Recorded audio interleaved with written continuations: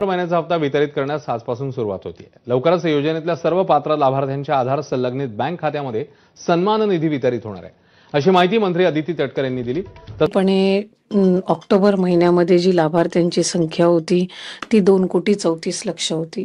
खात्यामध्ये लाभ वितरित झाला होता, पण कालपर्यंत साधारणपणे 2,41,00,000 महिलांच्या अकाउंटला डीबीटीची प्रोसिजर जी आहे ती झालेली आहे। ती म्हणून अजूनही 1-2 दिवस ती प्रक्रिया सुरू राहील। त्याच्यामुळे ज्या ज्या काही बातम्या वर्तमानपत्रामधून किंवा माध्यमांकडून लाडक्या बहिणींसमोर जात आहेत त्या अतिशय चुकीच्या आहेत। आणि माझी तर सर्व लाडक्या बहिणींना विनंती राहील की आपण कुठल्याही अफवांना बळी पडू नका। कुठेही आम्ही कुठल्याही लाभार्थ्याच्या खात्यातून परत काही लाभ घेतलेला नाहीये, रिफंड केलेला नाहीये। राज्याचे मुख्यमंत्री असतील फडणवीस साहेब, उपमुख्यमंत्री शिंदे साहेब असतील किंवा 2 दिवसापूर्वी अजितदादांनी सुद्धा प्रसार माध्यमांच्या सोबत संवाद साधत असताना माहिती दिली की आम्ही कोणाचेही पैसे त्यांच्या खात्यातून परत घेतलेले नाहीयेत, कोणाचेही पैसे परत घेण्याच्या संदर्भातली चर्चाही नाहीये।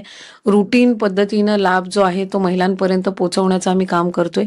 काही वर्तमानपत्रांनी 30 लाख, 35 लाख, 40 लाख, 60 लाख, उद्या म्हणतील 1 कोटी, 35 लाख, 40 लाख, 60 लाख, उद्या म्हणतील 1 कोटी, अशा पद्धतीचे जे काही तिथे जी माहिती देण्यात येत आहे ती अक्षरशः चुकीची आहे। आम्ही रूटीन पद्धतीनं महिलांचा लाभ आहे त्यांच्यापर्यंत पोहोचत आहे। काही अपात्र ज्या महिला आहेत किंवा ज्या आपण म्हणूया ती निकषात बसत नाही आपल्या सरकारी नियमानुसार, शासन निर्णयानुसार, त्यांची छाननी कशी केली जाते आता, म्हणजे त्याची प्रक्रिया काय आहे? हे साधारणपणे आम्ही या संदर्भामध्ये सुद्धा वारंवार माहिती दिलेली आहे। व्हॉलेंटरीली काही महिला आहेत ज्या रोज त्यांचे जे काही अर्ज आहेत ते वेगवेगळ्या स्तरावर विभागाकडे प्राप्त होत आहेत। काही खाली ग्राउंड लेवलला जे आहेत अंगणवाडी सेविका असतील त्यांच्याकडे, किंवा खाली तहसील कार्यालयाकडे किंवा विभागाकडे, विभागाच्या जिल्हास्तरीय किंवा तालुकास्तरीय जे अधिकारी आहेत त्यांच्याकडे त्या संदर्भातले जे अर्ज येतात की आम्ही ह्या योजनेसाठी याच्यामुळे आता पात्र नाही आहोत, आम्हाला सरकारी नोकरी लागलेली आहे त्याच्यामुळे आम्ही आता पात्र नाही आहोत, किंवा आम्ही लग्न होऊन दुसऱ्या राज्यामध्ये गेलेलो आहोत त्याच्यामुळे आता पात्र नाही आहोत, किंवा आमचं उत्पन्न आता 2.5 लाखाच्या पुढे गेलेलं आहे म्हणून आम्ही पात्र नाही आहोत, किंवा आम्ही 4 व्हीलर गाडी घेतलेली आहे म्हणून आम्ही पात्र नाही आहोत। अशा पद्धतीनं रोजच्या घडीला, आणि ही आजची काही नवीन गोष्ट नाहीये, ऑगस्ट महिन्यामध्ये सुद्धा आम्हाला त्या पद्धतीने येत होते, ऑक्टोबर महिन्यामध्ये सुद्धा आलेले आहेत। व्हॉलेंटरीली ज्या महिला आहेत त्या येत आहेत समोर, आणि जे आम्ही GR आहे त्याच्यामध्ये कुठल्याही पद्धतीचा बदल हा करण्यात आलेला नाहीये।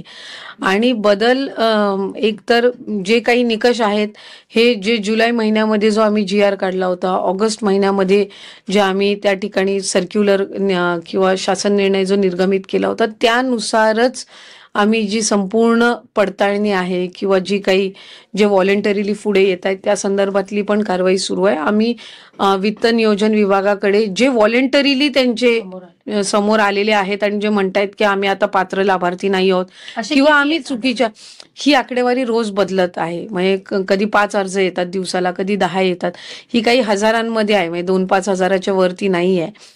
आणि त्या पद्धतीने हे अर्ज येतात त्याचे पण अजून रिफंड चालू केलेला नाहीये, अजून कोणाचाही 1ही रुपया कधी खात्यातून घेतलेला नाहीये विभागाने।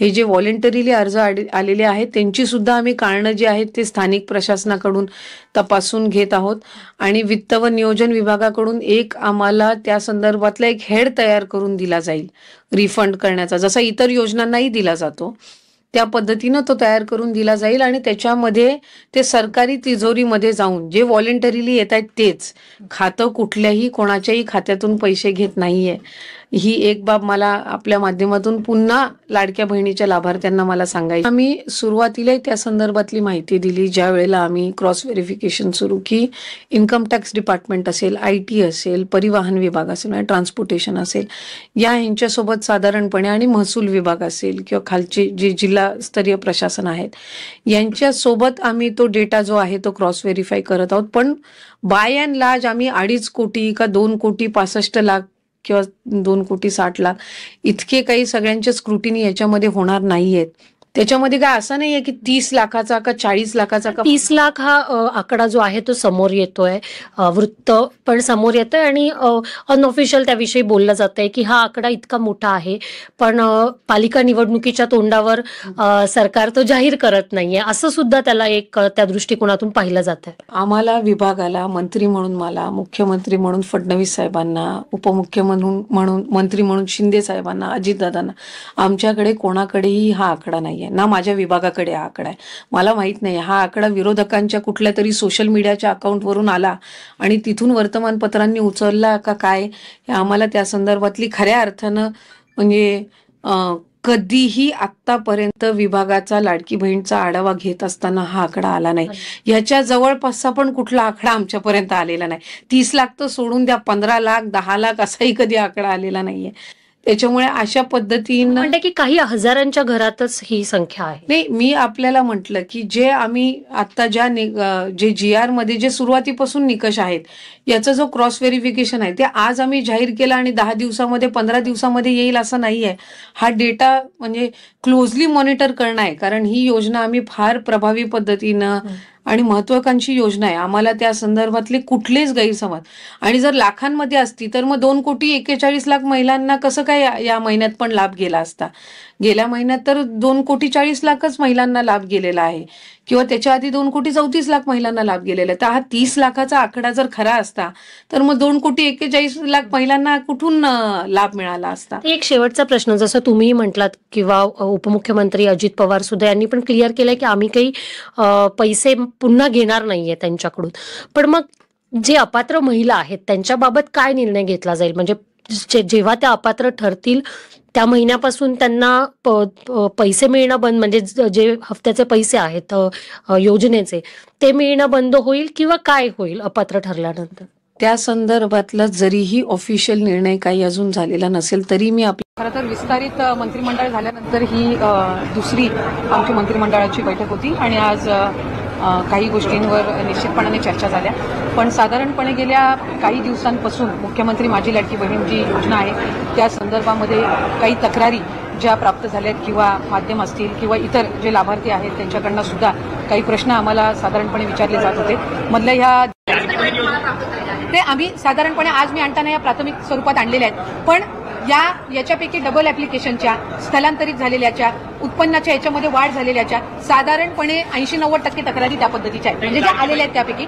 आणि त्याचं आम्ही एक जे काही त्या संदर्भातली योग्य तो विचार करून आम्ही या 5 बाबी, आणि या 5 बाबी या आपण GR मध्ये नमूद केलेल्या आहेत. कुठेही आपण शासन निर्णयामध्ये बदल करत नाही आहोत. कुठल्याही एका योजनेचा जर आपण लाभ घेत असाल, समजा उदाहरणार्थ संजय गांधी निराधार योजना आहे, त्याचा लाभ 1500चा आहे, म्हणून त्या ज्या लाभार्थी आहेत संजय गांधीच्या ह्या आपण लाडक्या बहीणमध्ये घेतलेल्या नाहीत. पण नमो शेतकरी जी योजना आहे याचा 1000 रुपयाचा लाभ आहे.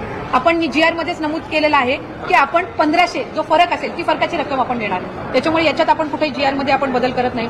दुचाकी आहे आम्ही GR मध्येच नमूद केलेला आहे, पण 4 चाकी यांनी काही कंप्लेंट्स आम्हाला आलेल्या आहेत, तर त्याच्याने आपण फक्त पॅन, त्याच मुद्द्याची आपण पॅन महाराष्ट्र आपण स्क्रुटिनी करतोय.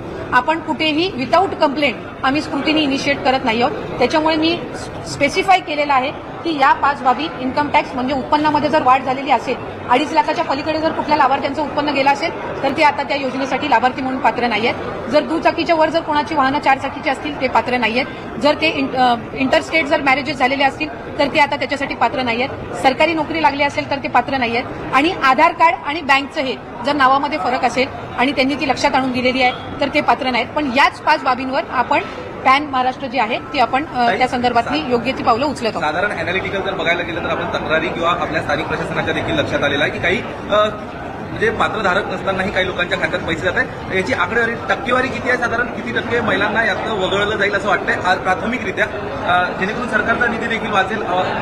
नाही, विषय याच्यामध्ये सरकारचा निधी वाचवणं नाहीये, कारण आम्ही सुरुवातीच्या कालावधीपासूनच 2.5 कोटी लाभार्थी आपले असतील हे आम्ही विभाग म्हणून सुद्धा धरून चाललेलो होतो. जेव्हा बजेटची सुद्धा घोषणा झाली त्याच्यानंतर सुद्धा 2.5 कोटी लाभार्थी हे साधारणपणे रफली मॅक्सिमम असतील, हा एक त्याच्यामुळे पैसे वाचवणं किंवा निधी वाचवणं हा विषय नाहीये. याच्यामध्ये ज्या काही कंप्लेंट्स मधल्या कालावधीमध्ये आल्या आणि त्या फक्त स्थानिक प्रशासन किंवा तिथल्या यांच्याकडून आल्या नाहीत तर वेगवेगळ्या माध्यमांकडून सुद्धा त्या आमच्याकडे येत होत्या. कारण बरेचसे माध्यमं सुद्धा आम्हाला हे करायची की अशा काही स्थानिक पातळीवर आम्ही मीडियामध्ये ज्या वेळेला आम्ही चर्चा करत असतो त्यावेळेला अशा पद्धतीची जिरी आली तर त्यानुसार आपण जात आहोत. याच्यामध्ये कुठेही पैसे वाचवणं किंवा या सगळ्या बाबींचं हे नाहीये. आम्ही 2 महिन्याच्या कालावधीमध्ये योजनेमध्ये वेगवेगळ्या आमच्या जिल्हास्तरीय कार्यालय असतील, तालुकास्तरीय कार्यालय असतील, इथलं आयुक्त कार्यालय असेल, इथे काही तक्रारी आम्हाला त्या संदर्भामध्ये प्राप्त झाल्या आणि त्या आधारे आम्ही काही जी पावलं उचलत आहोत त्याची माहिती मी आपल्याला निश्चितपणाने देईन.